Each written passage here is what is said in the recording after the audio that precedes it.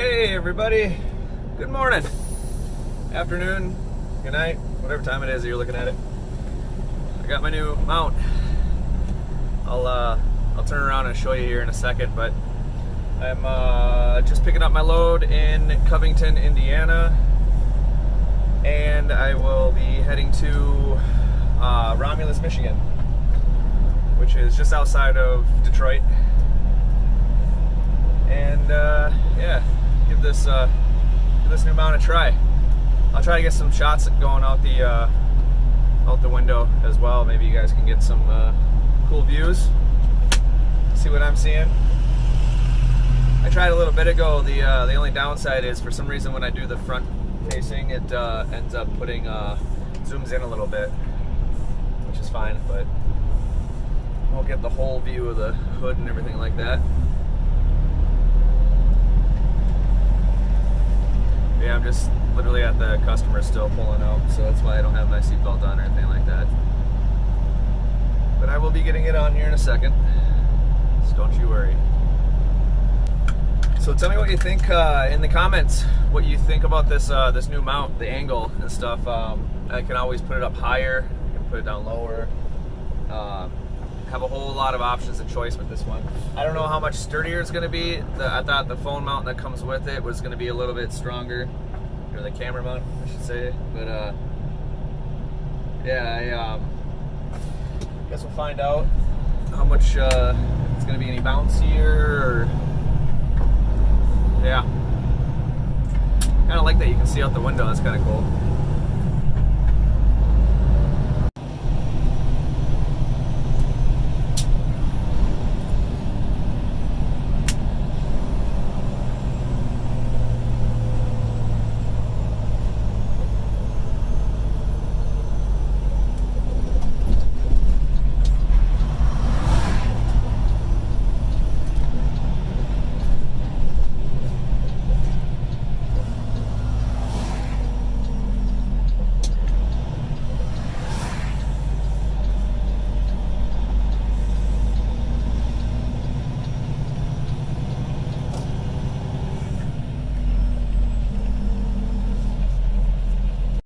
I just had to pull over real quick. I had to answer a message on my Qualcomm.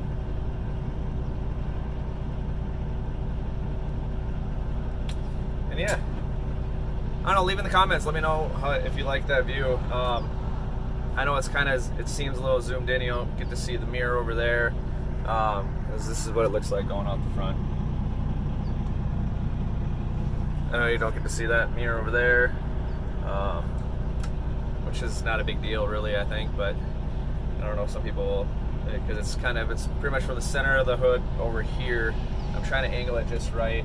I know that camera has really good stability management on it, so it'll help with the bouncing for sure. But yeah, I'll turn the camera back around when I accelerate on this entrance ramp, and then I'll turn it back to here, and we'll talk a little bit.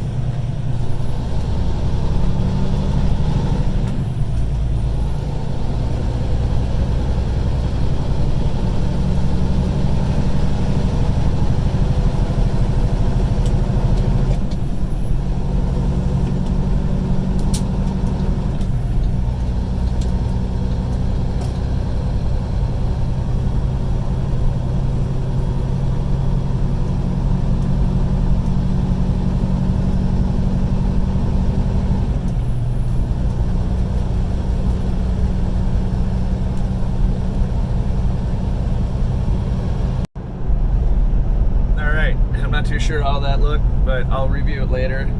And because I know from looking at the live view, it looked like it was doing this a lot, because it's trying to compensate for the bouncing and the vibrating and stuff like that.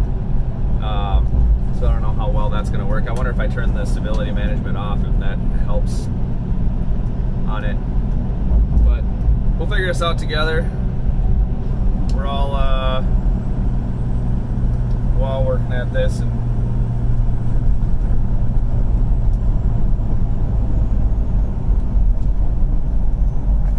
gotta check something on the trailer.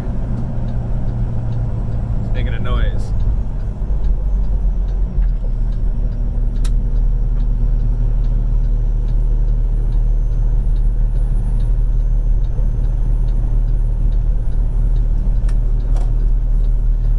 Doing a regen right now. That's fantastic.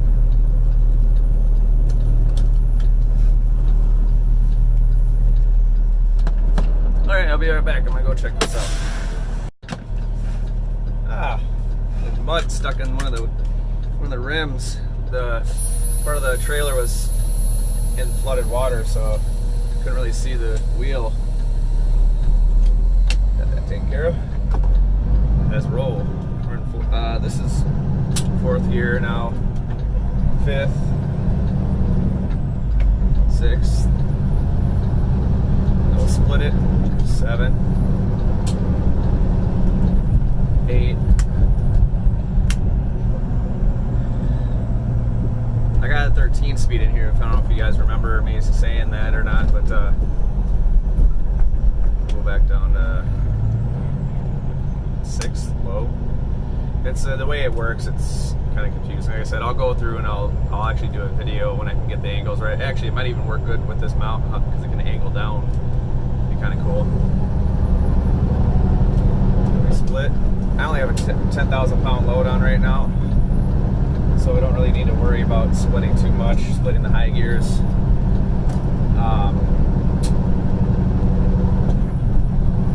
So right now I'm technically in 12th gear. And then I'll be hitting up 13th, right there. But yeah, so I got shut down last night and kind of slept in a little bit this morning because my load wasn't ready anyways. It was actually ready just about when I got there, so that was kind of nice. It was scheduled for 1400 and I got there at 1300. Picked up some Arby's for breakfast. Yep. And then we have a 336 mile journey up to Detroit. And it seems pretty windy out today, as you can tell from me wiggling. This isn't me dancing. This is me wiggling from the wind. The truck's moving and my body stays there. I'm also following a big front end loader. Oversized load.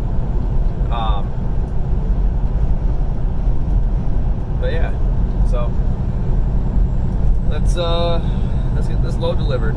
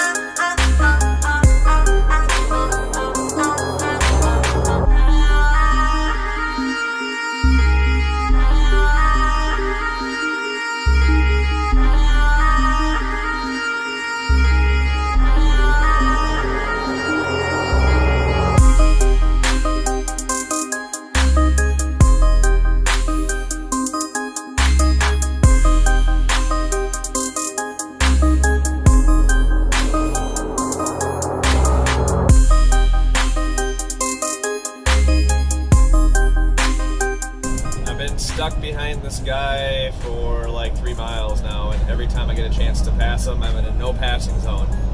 He's doing 40 miles, he's on a moped, 40 mile an hour. It's like, dude, scoot over to the shoulder, let everybody pass. There's a line behind me, like, of a good 20 cars. Oh, yeah, now you scoot over when I gotta. Oh.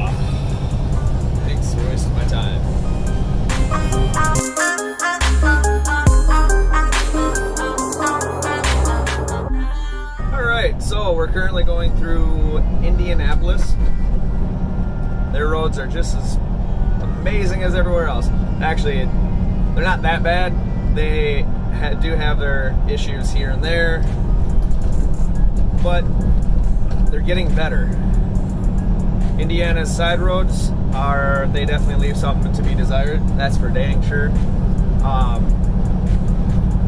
Yeah, just give an update. I just called the Michigan terminal. They're the terminal that I deal with the most because they deal with all the automotive stuff that I do. And that's what I have on right now is a load of automotive parts. It's seat parts for Ford. And then so they're just kind of seeing what's available right now. Freight's pretty low almost everywhere. Just got a message from my terminal manager saying that Minnesota is underbooked, which means that we don't have enough trucks for the amount of freight that there is there, which is actually really uncommon because Minnesota doesn't have a whole lot of manufacturing. I mean, there is and there isn't, not compared to like, you know, Chicago or Detroit or down south. So I mean, that's good. It's, especially for me being based out of Minnesota, it's definitely good that we have, you know, more freight than we do trucks. The problem is I'm not in Minnesota right now. I'm in Indianapolis, heading up to Detroit. And then we have Detroit is overbooked.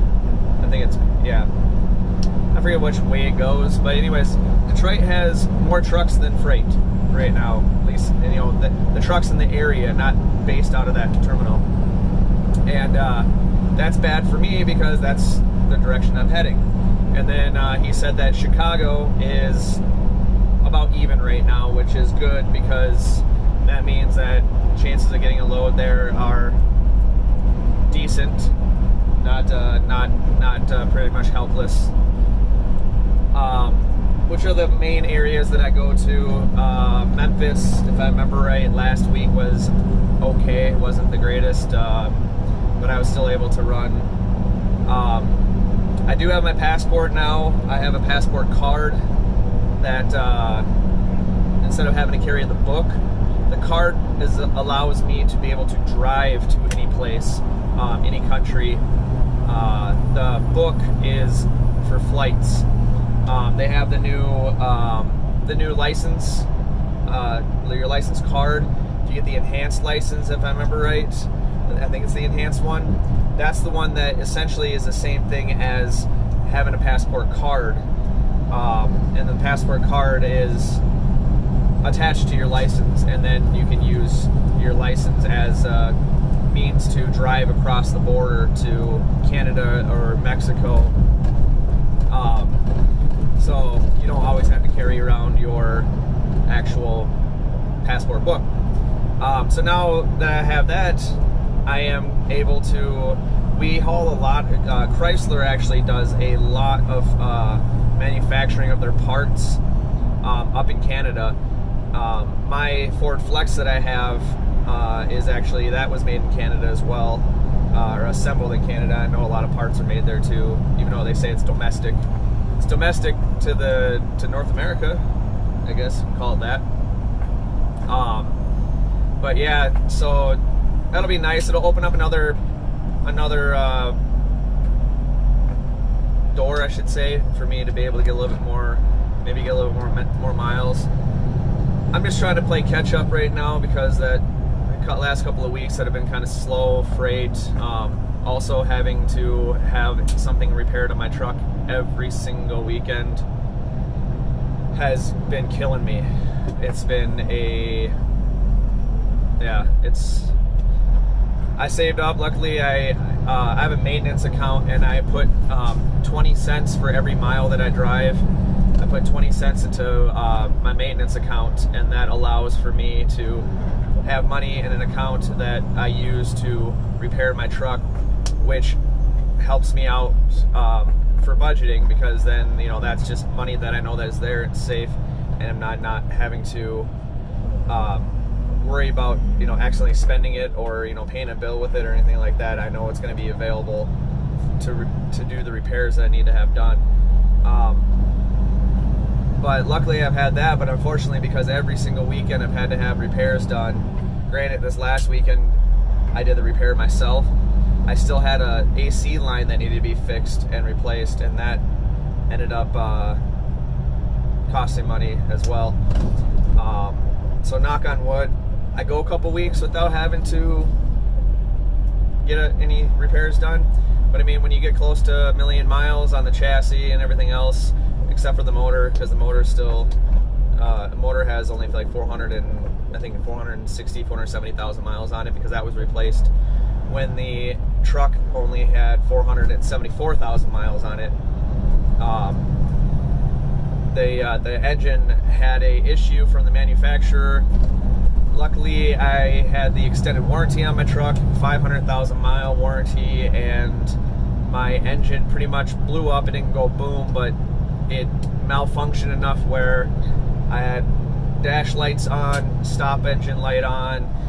It pretty much told me, just stop where you're at, your truck's about to be done. And luckily I was bobtail, so I didn't have a trailer on me, and the exit that I got off on was the exit for a Kenworth dealership right there in Wisconsin by La Crosse. So I was able to get it in there, get it looked at, and they're like, yeah, we know what the problem is. It's called carbon packing. There was a manufacturer defect in the engine, in the pistons.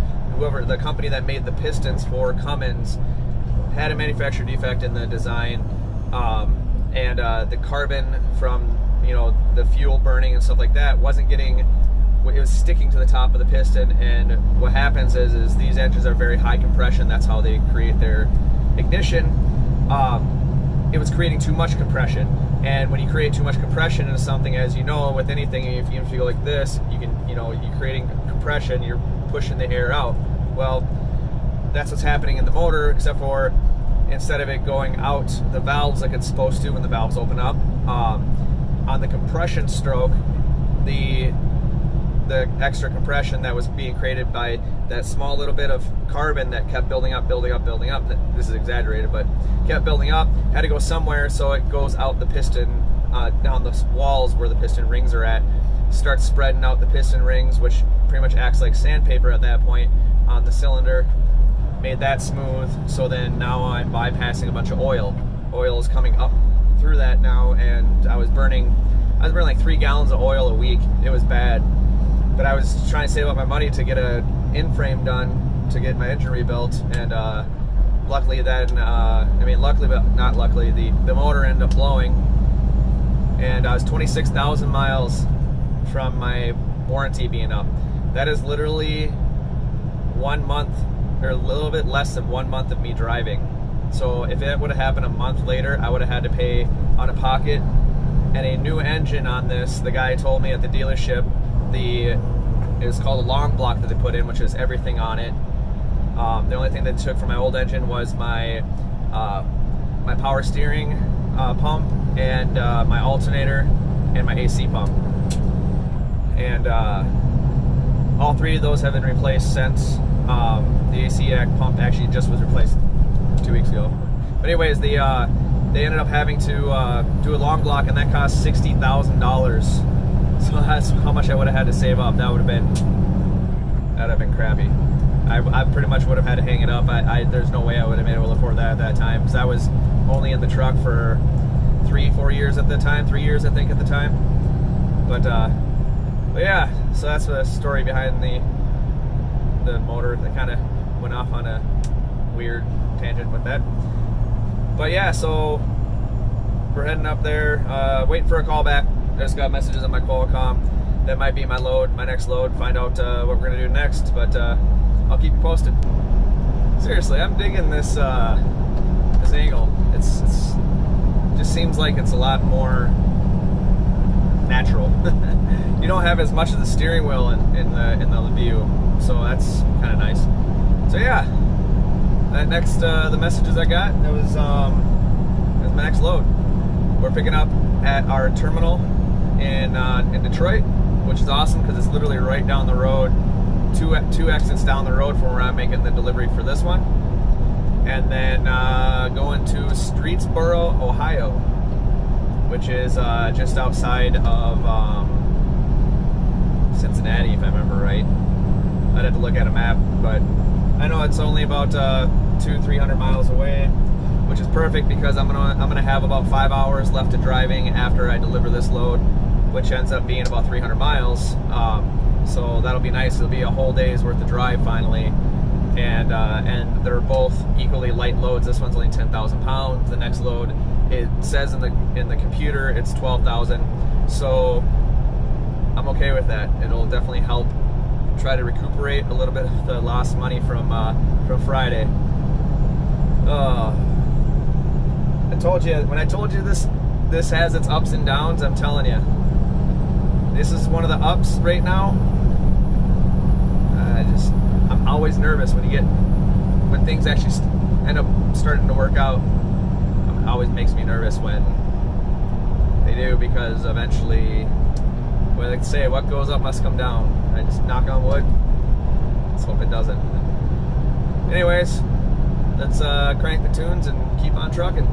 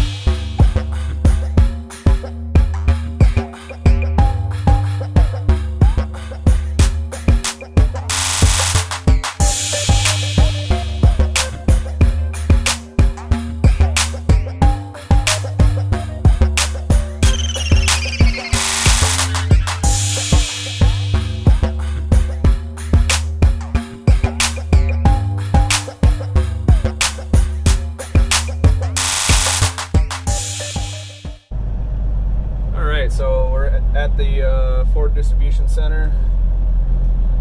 Now we just get to play the Let's Find a Parking Spot game. They got a lot of trailers here. The hard part is when I get here, you have to slide your tandems, the trailer tires on the back, you have to slide those to the very rear. I think there's a spot down there. So it makes it a little bit harder to back in because you have a lot longer wheelbase. So I'll check these spots here because they're angled. Let's see if we can get a spot up over here. I searched one time for over an hour around here. The yard got, the switcher was just like, oh, just keep driving around, you'll find a spot. I'm like, dude, I've been making laps around here like crazy. I haven't been able to find one. What the hell do you want me to do? He's like, you make a lap, so you'll find one. I was just like, I literally, I don't know what the hell to do. And that guy freaking parked all, Jesus Christ. He's literally parked, there's a trailer that's parked right between two other trailers, but like, it's enough if he was close enough, you could fit two trailers next to each other. Let's try in the back.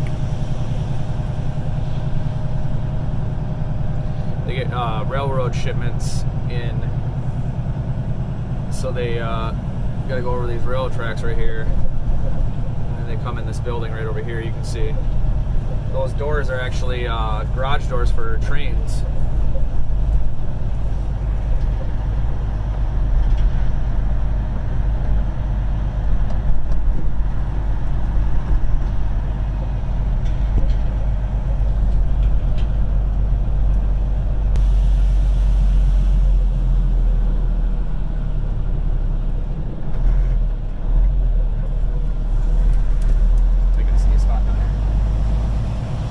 So because it's going to be a pain in buttons turn around if I need to.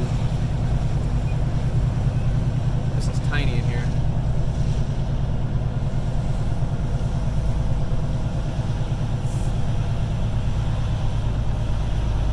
Alright. Spot right there. And right there.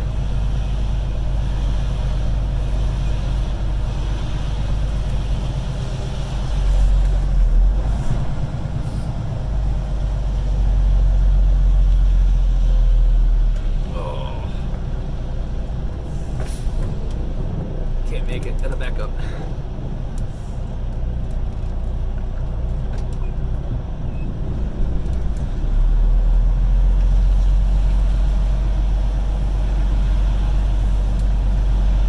Alright, you'll see the spot go by over here in a second.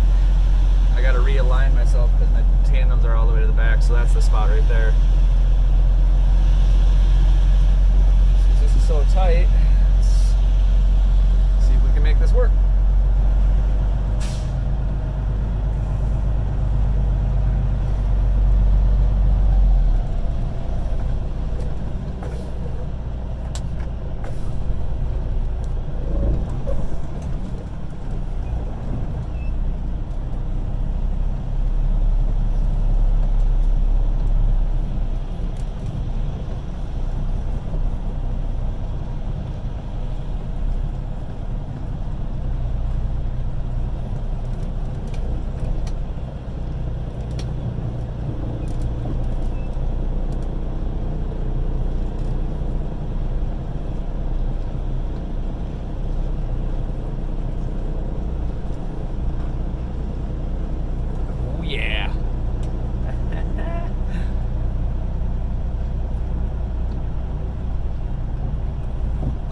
First shot without even having to pull ad.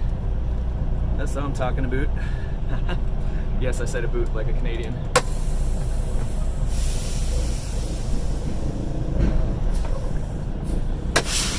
All right. So here's a view of what it looked like in here, how tiny it is. Not a whole lot of room to work with.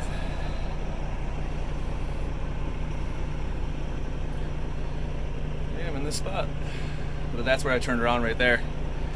Oh, here's my new mount, by the way. I can add things to it too. All right, got the trailer disconnected. Now we just gotta drop it. You've seen in the previous videos the process that I take to drop it, so I don't feel like I need to do that every time.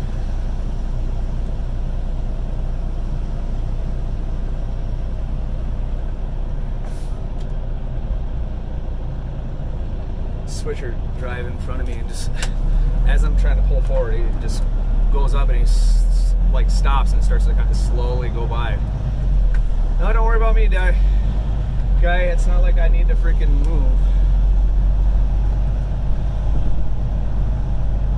Now we gotta go up and drop off paperwork to the receiving department. I can't bring the camera in there because they have a strict policy on that. But yeah, I'll fire it back up when we get back out on the road. Next stop is the terminal to pick up my the terminal in Detroit here. To pick up my next load to go to Streetsboro, Ohio. So we'll see you on the road. Whew. It is coming down out there. I don't know if you heard the thunder, but I was out there hooking up my trailer and I'm soaked. I didn't really show up on camera very good, but yeah, it started just coming down. That was crazy. I had to run run into the truck real quick. Just got drenched. It sucks. I hate driving in the rain. I love thunderstorms. I hate driving in the rain. It's hard to see the road a lot of times, actually, no matter what, just because the light's coming towards you. So yeah, I'm not going to get a whole lot of video on this while this is raining. I'll flip it around so you can see when I'm driving down the road. At least maybe see some lightning and stuff like that, but yeah. Well, all right. We'll see you in Ohio, in Streetsboro.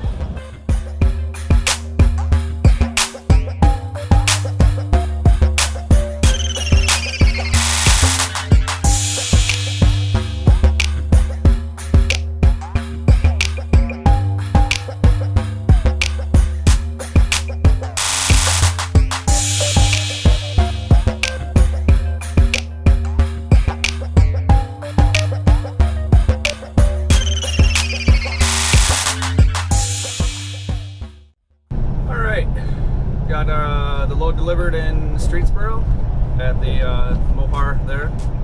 Heading back to Detroit to the terminal. Gonna shut down there for the night. I have just enough hours to get there. I'll be getting there and clicking down to about 0 on my hours, so it's perfect time. And then we'll shut down there for the night and head out to Milwaukee in the morning. So we'll see you in Detroit. Well, finished off the night, shut down with 9 minutes left on my clock, and at 694 miles. It's not a bad day, if I don't say so myself. Definitely a lot better than last Friday and Saturday. So look at the summary. Looks like we did 7.5 miles a gallon average. Engine was on for 13 hours. Used 91 gallons. That's pretty good amount of fuel. Let's do the calculations real quick here. So about $276 worth of fuel. Here's my hours left. 9 hours. We'll actually switch this over to sleeper. Now I'm officially off duty. So if I kept rolling, if I had the time, I'd have to stop it in 1 hour and 56 minutes. That's what the 8-hour breaks for. 11 hours is my drive that I had, 9 minutes left. And then the 35 minutes is what I had left on my 14, which is from the time that I started my clock this morning. And then 45 hours left on my clock for the rest of the week until I had to take a 34-hour reset. So all in all, it was a pretty good day. Be waking up in the morning at about, or I guess afternoon, because we're on Eastern time. It's 3 o'clock in the morning right now. So about 10 hours from now will be 1300. So we're running over to the terminal. I just stopped at the local truck stop. It's literally like right down the street from the terminal. So be stopping or waking up probably around noon, 1 o'clock. Head down the road to the terminal, pick up the next load, head up to Milwaukee, and then I don't know what we're doing after that, but stay tuned and you'll find out when I find out. Alright guys, well, have a good night, morning, day, wherever you're at, and keep on trucking. See ya.